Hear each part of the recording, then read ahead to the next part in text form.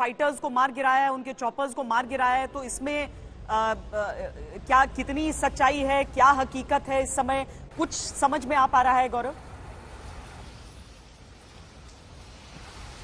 अभी तो fog of war वाली स्थिति है श्वेता, इसमें तो दो राय नहीं, क्योंकि अभी की क्लैरिटी नहीं है कि अगर 5 रूस के लड़ाकू विमान और हेलीकॉप्टर यूक्रेन ने गिरा दिए होते तो उसके बाद क्या इतनी चुप्पी रहती, या फिर रूस की ज्यादातर वायुसेना उसके बाद उड़कर पूरे एयर डिफेंसेस जो यूक्रेन के हैं उसको पूरी तरह से पल्वराइज करके खत्म कर देती, क्योंकि एयर पार में जो एसिमेट्री है वो बहुत ज्यादा है दोनों देशों के बीच में। और क्या यूक्रेन की एयर पार इस तरह की है कि वो रूस का मुकाबला कर सके?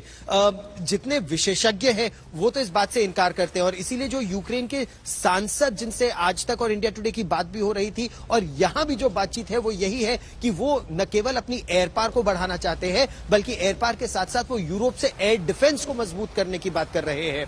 तो अगर उन्होंने 5 लड़ाकू विमान रूस के गिरा दिया और 1 लड़ाकू हेलीकॉप्टर रूस का गिरा दिया तो ये तो बहुत बड़ी खबर है, और इसके बाद रूस का जो काउंटर मेजर होगा वो तो बहुत ज्यादा होगा। लेकिन ये information campaign, disinformation campaign, psychological warfare campaign किस इंफॉर्मेशन वॉरफेयर कैंपेन का हिस्सा है, ये आने वाले घंटों में और दिनों में बिल्कुल साफ हो जाएगा कि अगर ऐसा हुआ है तो रूस की क्या प्रतिक्रिया रहेगी। लेकिन एयर डिफेंस के मामले में रूस की शक्ति एयर पार के मामले में यूक्रेन से कहीं ज्यादा है श्वेता। और रूस अगर खुलकर इसकी शुरुआत कर दे तो कितना समय लगेगा, इस पर भी हम चर्चा कर ही रहे हैं। हम अपने दर्शकों को बता दें, ये जो तस्वीरें आप देख रहे हैं ये आप यूक्रेन की तस्वीरें देख रहे हैं जो रूसी हमले के निशाने पर है। दुनिया के सबसे बड़े संकट की सबसे खास कवरेज आज तक पर हम आपको दिखा रहे हैं। आज तक संवाददाता गौरव सावंत लगातार वहीं पर वहां की उस इलाके से रिपोर्टिंग कर रहे हैं जो ये हमले झेल रहा है। रूसी हमलों में 7 नागरिकों की मौत हो गई है, ये यूक्रेन की तरफ से कहा गया है। पश्चिमी यूक्रेन तक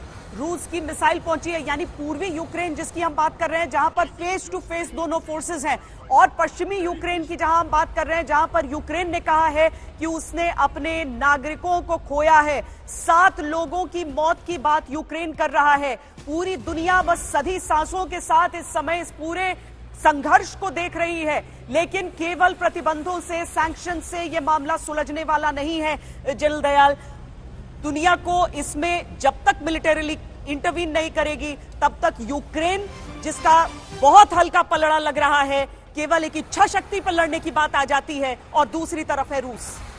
देखिए, मैं नहीं समझता दुनिया इस टाइम मिलिटरीली इन्वॉल्व होने के लिए प्रिपेयर्ड है या कैपेबल है। एक स्टेटमेंट देना दूसरी बात है, लेकिन इस तरह से जब ग्राउंड वॉरफेयर स्टार्ट कर दिए रशिया ने, तो उसमें NATO is the only group जिसका इंटरेस्ट है, बाकी दुनिया को इससे कोई लेना देना नहीं है। तो नाटो की फोर्सेज जो हैं वो मैं समझता हूं मोबिलाइजेशन में डिलेड हैं, मोबिलाइज करेंगी, प्रिपेयर करेंगी, तो उनका इंटरफेरेंस नहीं लगता। यूक्रेन जो है अगले एटलीस्ट 15-20 डेज यूक्रेन को खुद बैटल को सस्टेन करना पड़ेगा।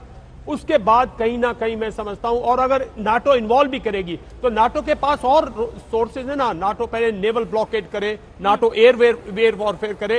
अगर रशिया को काउ डाउन करना था, अगर ये लड़ाई अवॉइड करनी थी, तो मैं समझता हूं कम से कम 1 महीना पहले नाटो को इस किस्म की वार्निंग्स, इस किस्म के सिंबल्स, इस किस्म के जो इस मैसेजिंग इस किस्म की करनी थी, एक इस किस्म का नैरेटिव बनाना था कि हम ब्लैक सी को जो इसमें नाटो में भी प्रॉब्लम है ना, जो इस्तांबुल है, टर्की है, वो रशिया से काफी क्लोज है, रशियन प्रेसिडेंट और उनके काफी क्लोज है। अगर आपको ब्लॉकेड करनी है तो आपको टर्की की वो चाहिए, आपको बल्गेरिया चाहिए, आपको वहां हंगरी का वो जो पोर्शन है अगर ब्लॉकेड के लिए, अगर आपको बाल्टिक्स में ब्लॉकेड करनी है तो आपको ऊपर स्कैंडिनेवियन स्टेट्स की वो चाहिए। तो नाटो के अंदर खुद बहुत डिविजन है, मतलब जिसको कोहेसिव फोर्स बनाने में टाइम लगेगा।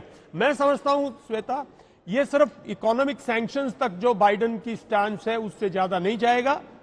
लड़ाई नहीं लड़ेगा नाटो, अभी शायद इसमें इन्वॉल्व नहीं होगा, और रशिया जो है अपना ऑब्जेक्टिव, टाइम नहीं दिया जा सकता।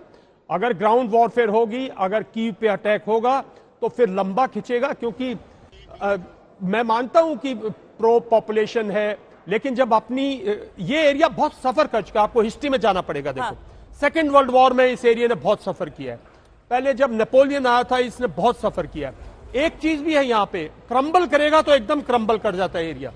सेकेंड वर्ल्ड वॉर में जब क्रम्बल हुआ था तो एकदम क्रम्बल कर गया, जो जर्मन्स ने नहीं सोचा था। हाँ। तो हिस्टोरिकली भी कुछ है, और जैसे जो पैनिक है ये तो हिस्टोरिक, इन्होंने सुन रखा है सेकेंड वर्ल्ड वॉर में क्या हुआ, किस तरह परेशान हुए, हाँ। वहां ये पढ़ाया जाता है। तो मैं समझता हूं अगले 2-3 दिन बहुत क्रिटिकल है, बहुत क्रूशियल है। अगर रियल बैटल करनी है यूक्रेन को, तो ग्राउंड पे यूक्रेन को उनकी फोर्सेस को रोकना पड़ेगा।